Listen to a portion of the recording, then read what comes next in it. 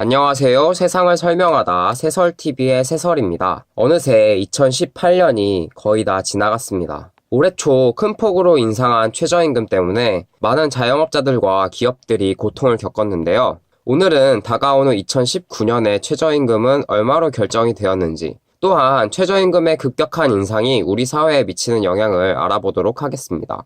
최저임금은 아시다시피 고용인의 저임금 노동 착취를 막기 위한 제도로 일을 했을 때 받을 수 있는 최소한의 임금을 말하는데요. 우리나라의 경우 최저임금위원회에서 근로자 측과 사용자 측 대표 각각 9명과 공익위원 9명 및 특별위원들의 회의를 통해 매년 최저임금을 정하도록 하고 있습니다. 근로자 측의 경우 피고용인, 즉 알바생이나 노동자의 입장을 대변하는 입장이고, 사용자 측의 경우 고용인, 즉 사장님들의 입장을 대변하게 됩니다. 공익위원의 경우 중립을 지키며 적절히 조율을 해서 최저임금을 결정하게 됩니다. 근로자 측과 사용자 측은 서로 다른 의견이므로 당연히 표가 반반으로 갈리겠죠? 따라서 최저임금 결정의 핵심은 공익위원이 가지고 있는 9표가 됩니다. 이 말은 즉 공익위원의 성향에 따라 그해 최저임금이 결정된다는 말과 같습니다. 그런데 여기서 문제는 공익위원 대부분의 성향이 친노동자 성향이라 최저임금은 매년 인상될 수밖에 없는 현실이라는 겁니다. 따라서 경기가 좋던 경기가 좋지 않던 우리나라는 단 한 번도 최저임금이 동결된 적이 없습니다. 우리나라는 2017년 이전까지 최저임금 인상률이 6에서 8%대로 매년 인상을 해왔습니다. 평균적으로 7%대 인상률을 보여줬죠. 문제는 2018년 최저임금이었습니다. 인상률이 무려 16.4%로 평균 인상률의 2배가 넘는 임금이 인상되었습니다. 여러분이 2017년 12월 달에 편의점 사장님이나 PC방 사장님이 되었다고 생각을 해보세요. 2017년 12월 달에서 2018년 1월 달로 넘어가면서 특별히 주변 상권이 엄청나게 커지거나 갑자기 우리 가게에만 손님들이 미친듯이 몰리는 게 아니면 월 매출은 거의 별 차이가 없겠죠? 근데 인건비가 7%도 아니고 16%나 하루아침에 늘어난 겁니다. 또 편의점이나 PC방 같은 경우 시급의 1.5배를 받는 야간 알바도 운영을 하기 때문에 실질적으로 24%의 인건비가 증가를 한 겁니다. 그럼 인건비가 늘었으니 사장님인 여러분들은 어떻게 하시겠습니까?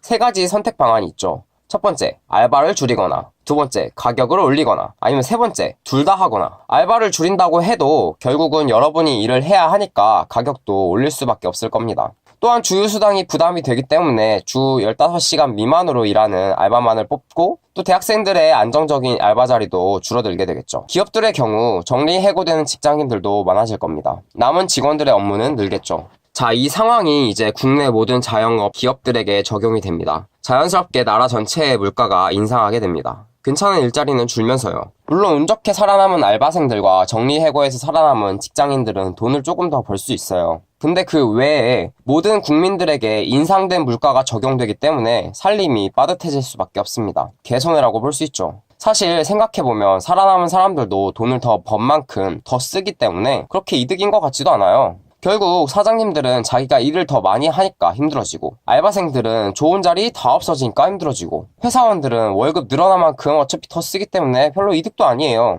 그럼 도대체 최저임금을 왜 인상하는 거지? 인상하면 누가 좋은 거지? 라고 생각하실 거예요. 최저임금이 이런 식으로 급격하게 오르면 사실 이득 보는 사람은 아무도 없어요. 그냥 최저임금이 많이 오른다니까 뭔가 돈을 더 잘 벌게 될 것만 같은 그런 느낌적인 느낌만 드는 거예요. 나가는 돈이 늘어나는 건 생각을 안 하고 단순히 최저임금이 높아지면 돈을 더 벌겠지? 라는 생각을 하면 기분이 좋아지니까 그런 공약을 거는 국회의원이나 대통령을 뽑는 거죠. 이런 급격한 최저임금 인상의 장점 첫 번째는 국민들의 지지를 얻을 수가 있다는 점입니다. 근데 지지는 얻을 수 있는데 국민들의 삶엔 그닥 영향이 없어요. 오히려 힘들면 더 힘들었지. 그리고 두 번째는 국가가 여러분에게 세금을 더 많이 거둘 수 있습니다. 이 말을 듣자마자 최저임금이랑 세금이랑 뭔 상관이야? 라고 생각하시는 분들도 많으실 거예요. 근데 잘 생각해 봅시다. 여러분이 먹고 자고 쓰는 모든 물품들을 구입할 때 부가가치세 10%가 포함이 되어 있어요. 아까 최저임금을 급격하게 인상하면 물가도 상승한다고 했죠?